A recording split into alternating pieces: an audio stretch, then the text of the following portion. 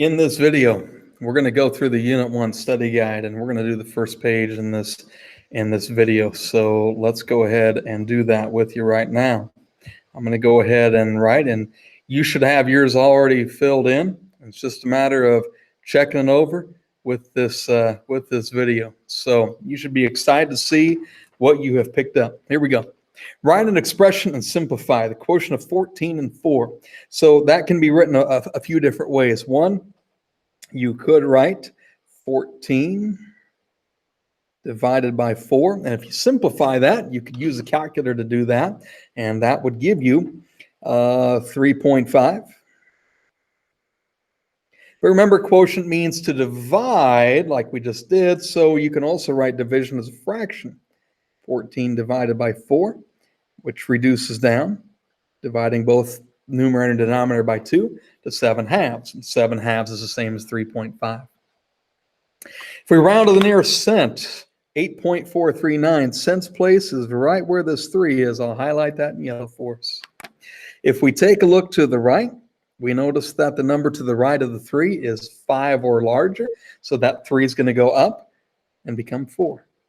$8.44 is what we would do. Number 3, to the nearest hundred. The hundreds place is where this 9 is. So that 9, because if we look to the right of the 9, there's an 8. That 9 is going to have to go up. Now we have to consider that this is really 39 right here. So the next 100 up from 39, 100 would be, well, 40. 100, I guess you could say. So this is actually going to turn out to be 4,000. It's one of the unique circumstances when we round to a place, it doesn't necessarily end in the word we're looking for. Normally when we round 100, it'll be like, 5,700. In this case, the next 100 isn't even 1,000. The value of the square root of 27 is closest to 5. Why? Well, here's what we know. We know the square root of 25 is 5. And we know the square root of 36 is 6. Well, the square root of 27 is closer to 25 than it is to the square root of 36. So we've got to be, if we think about a number line, you could have drawn a picture of this as well, but here's 5 and here's 6. And so the square root of 25 would go right on top there. The square root of 36 can go right on top right there. So the square root of 27 has got to be somewhere in there.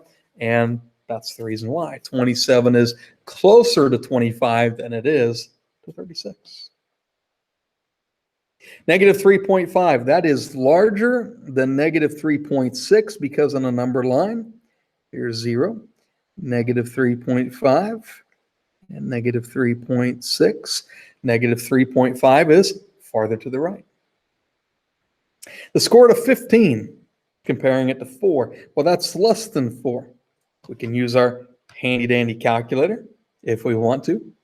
We could do the following. We could find our square root key. And our square root key is second. And right here above the x squared. And the square root of 15, we'll notice, is less than 4. Also remember that the square root of 16 is 4. So since the square root of 15 is less than the square root of 16, same would apply. Now, both of these on number 7, we could change these fractions to decimals. We could do 5 divided by 12 and 3 divided by 4 and compare the decimals. Or we could think, half of 12 is 6. 5/12 is less than half. Well, 3/4 is more than half because 2/4 is half. So this would be less than.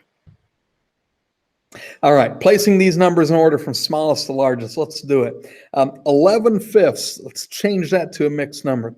5 goes into 11 twice, with 1 left over. That's the same as 2 1/5. I could also change it to a decimal, which would be about 2.2, exactly 2.2.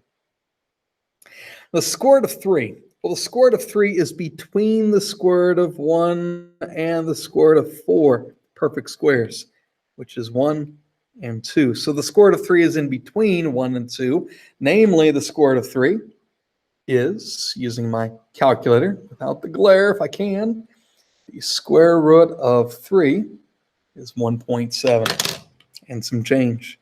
I'm going to put a little squiggly for that because it's close to 1.7.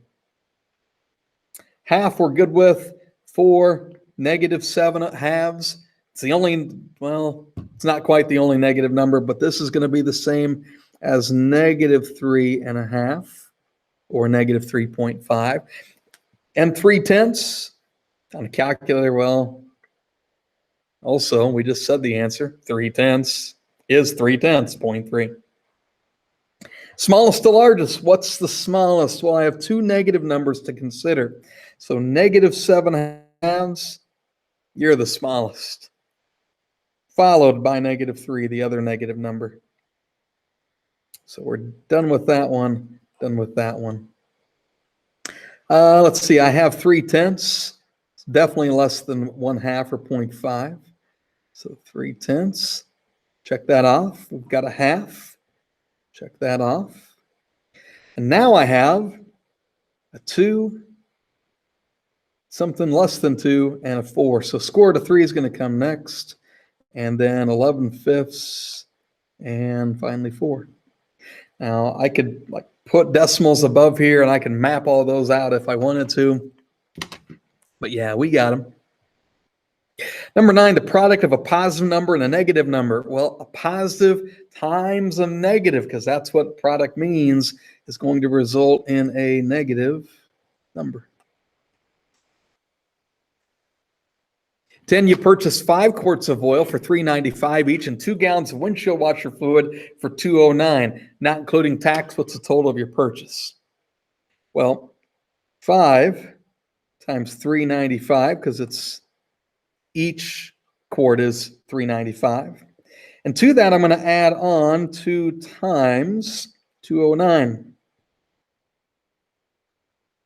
Got an expression that I've written. Wonderful. Well, this would be a good calculator item. 5 times 3.95 plus 2 times 2.09. And if you have this handy-dandy calculator, it'll kind of do the order of operations for you. I have a final answer of $23.93, and hopefully you do too. Rockeye Hall, kind of like Yoda. Rockeye Hall has landscape 300 square feet under your home's deck. The total cost was $1,257 to the nearest cent. What was the cost per square foot? Cost per square foot. Per. In this context means to divide. So we're going to take $1,257, that's the cost, and divide it by 300 square feet. Let's do that. Let's see what I get here. I have, per square foot, $4.19. Last one on the page. A bolt is to be placed through 2 pieces of steel measuring 3/8 of an inch and 1/4 inch, respectively. So we've got a little picture for you. Let's say this is 3/8 of an inch. This is 1/4 of an inch. 1/2 of an inch of the bolt must be showing on the other end of the bolt to secure the pieces with a nut. So we got to have at least 1/2 of an inch sticking out the bottom here. What's the minimum length of the bolt that's needed?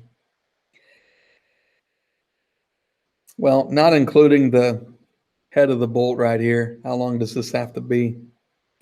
Well, we need to add those together. 3/8 plus 1/4 plus 1/2. I could do that very quickly on here. I could do 3, and I could find this fraction key. 8 plus 1 fraction key 4 plus 1 fraction key 2 equals, and there I go, 1 1/8. Now, let's see what that's the same as if we were to add them together manually. Common denominator is 8, so that top one's going to stay 3/8. These are both 8, so 4 times 2 is 8. 1 times 2 is 2. 2 times 4 across is 8. 1 times 4 is 4. So 3 plus 2 plus 4 is 9/8. But that's the same as 1 and 1/8. And we're going to put inches as the unit on those right there. Hey, how'd you do on page 1? I hope you did dandy on that. I hope it's really good. We're going to take a look at page 2 coming up next. So return here in a little bit, and we'll take a look at that in the next video.